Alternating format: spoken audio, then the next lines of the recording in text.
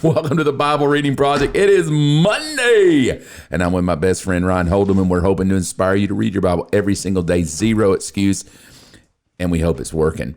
It's a brand new life. It is a brand new day. It is a brand new week, and guess what we're doing right now on Monday? The red letters of Jesus. Dude, real quick, hair looks great. Thank you. I'm not What wearing a happened? hat.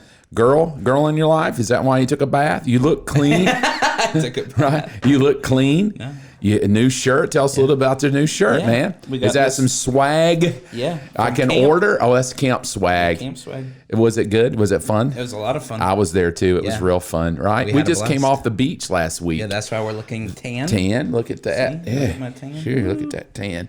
That's awesome. I had fun at the beach. 60 plus kids hanging out. Yeah. Nobody died. Praise God. Few kind of headed to Cuba, but we Right. grabbed them and brought them them back back. in from the old title. Right. But something different's happening today. You know what it is?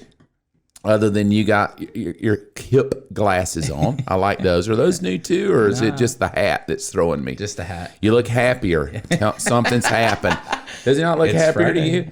Why do you look happier? Because we just got back from the beach. Oh, man, 60 kids doesn't make you happy. So, are you, no girl still? No girl. All right, so chin up. You did one? Is that why you're happy? You No, I did a haven't chin done up? a chin up yet. Have you tried to Still- do a chin up? I still have 7, 8, 9, 10, 11. I have 4 more months, 5 more months. Jesus. Man. All right, I'm still believing for a chin up. too. I'm still believing for a woman. I want to say out to everybody before we dive in, because this is about to get different. Okay. We're about to go whole different. I'll tell you why in a minute. But if there's any ladies watching, Sure, yeah. you're available, Yeah. depending. We don't want to just throw you out there Yeah, like we're not fishing just- for catfish. Right. You know, but we do want a godly woman that loves kids. Just make one thing teenagers. very clear Please, about this podcast. Okay. I think we can call it a podcast. Or I've a heard show. people call it a podcast. I've heard probably. people call it a show. A show podcast. But this podcast is not a thirst trap. Wow. Yeah. Explain that. That was over my head. So like the kids, you know, the kids. Oh yeah, the kids. They say like if you need to like if they're like trying to go after anything like with a pair of legs, they say they call you thirsty because you will drink from any well. Oh, and you're any not person. a thirst trap. Yeah. You're not an oasis. You're not a drink of water in a dead desert. Yeah, well, yeah, and I'm not that thirsty. No, not at all. And you're not thirsty either, really. I'm thirsty for you. Right? I mean, who isn't? Who but isn't? Your mother is dying of thirst, right? But how is mom? She well? She's doing good. Good. Yeah, We'll probably talked to her call her yesterday. soon. But should. let's get in because it's going to be different, okay? Yeah. And here's what's going to be different. We just finished 150 Psalms. Took us 30 weeks. Yeah. Man, I'm glad we finished, right? too. It was good. Oh, it's about to get crunk. Is that even a word? That is a word. I know, but is it used anymore? I Never. didn't feel like. I felt like that was way back in the 80s. What's the word for crunk today? What should I use? That's, what's the word they always say? Bussin'. This is bussin'. This is about to be bussin'. With a G or no G? No G. Just bussin'. Bussin'. This is about to be bussin'. And if it's real good, it's bussin'. Bussin'. Well, then I would like to say this is bussin'. Wow. It's going to be that deep. That's really bussin'. Here's why. We're going to pull out the red letters of Jesus. All we're going to do is talk about Jesus. All we're going to do is talk about his words. Yeah. We're going to take his words. We're going to talk about how his words affect culture. And then we're going to offend people. I love it. It is going to be months of offense. Yeah. We're going hard at it. We're going to slit throats and Right. rip out hearts and crush dreams Yes. with the letters of Jesus. So buckle up. Here's what I want to say. Let's hold nothing back. All right? Nothing. Okay. Let's talk politics. All right. Let's talk culture. Yeah. Let's talk conspiracy. Nice. All around Jesus. Yeah. Like Jesus is the core of what we're going to do, and we're going to be afraid of nothing. So here's what I'd like to ask you to do. Bring articles. Okay. You know what those are. Those are like what's going on in the world today. Yeah. We're afraid of nothing. You want us to talk about a topic? DM us. Right. We will talk about it in relationship to what Jesus says. So here's what we're going to do. Open up, because we're going to start in a weird place. Is that all right? We're right, going to that's start fine. in I like John it. 6. Yeah. So it's 66 verses. All right. So John 6, 66. I mean, it's 666, Very right? close. So we're going to start in John chapter 6. So it looks like it's going to be really long. We're not going to pull the whole thing. We're going to jump midstream. Okay. But here's the stream we're going to jump in. We're going to talk about it all week. All right. So we're going to hang right here and then just yak all week long. So Okay. stick with us. It's going to get deep.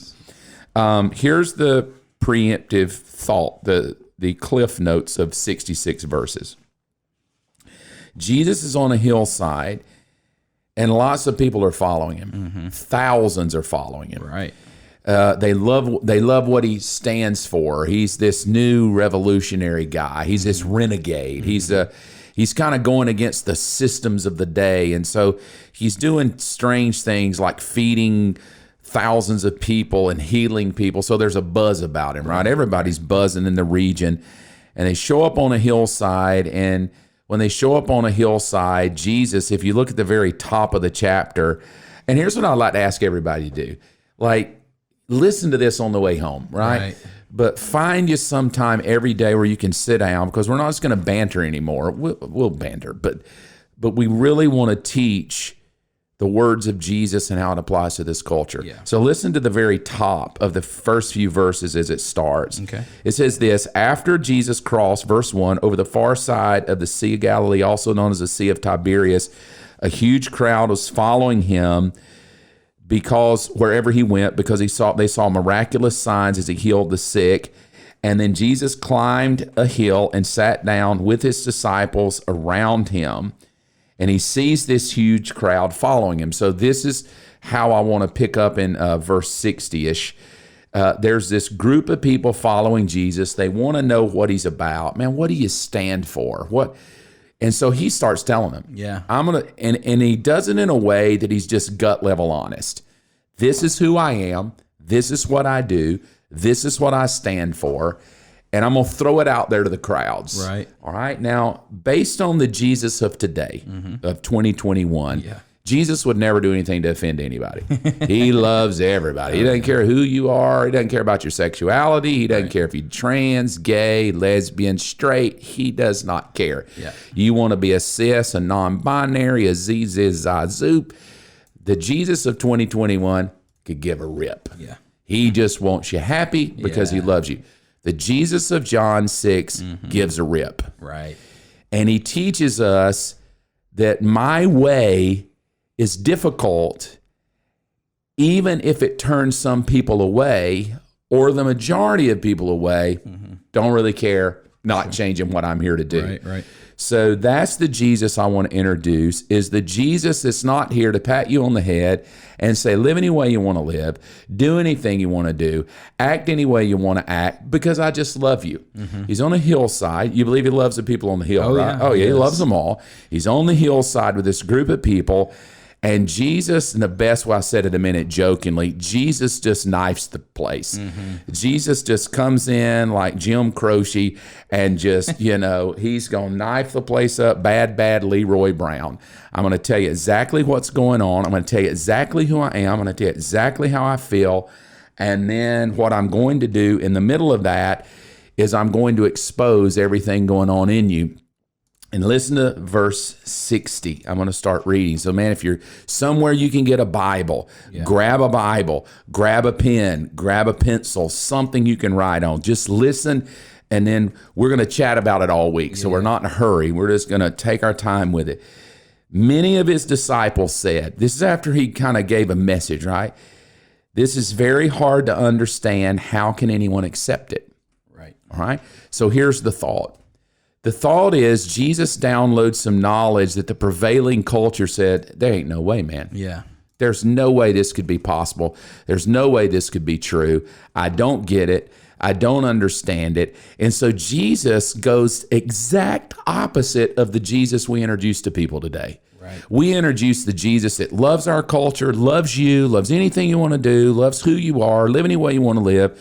This Jesus comes in, and whatever he said in these, and we're going to pull it out for months, but whatever he said in the prevailing verse is brought about, dude, I just don't know if I can go there. Right. I don't know if I can accept what you just told me. Right. So here's the way I want to start the red letters of Jesus. There's going to be things we read that's going to be hard to accept. Yeah. That means that there's going to be things we read that's going to demand of us a different way than we thought we were going to live.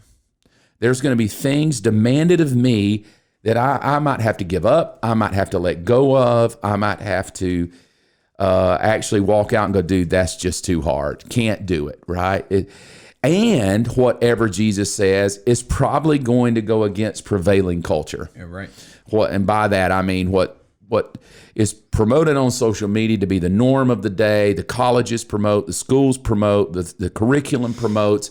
You can almost guarantee that the red letter words of Jesus are going to run counterintuitive to that. Yeah, right. So listen, and then we'll kind of end here and pick up tomorrow. Okay.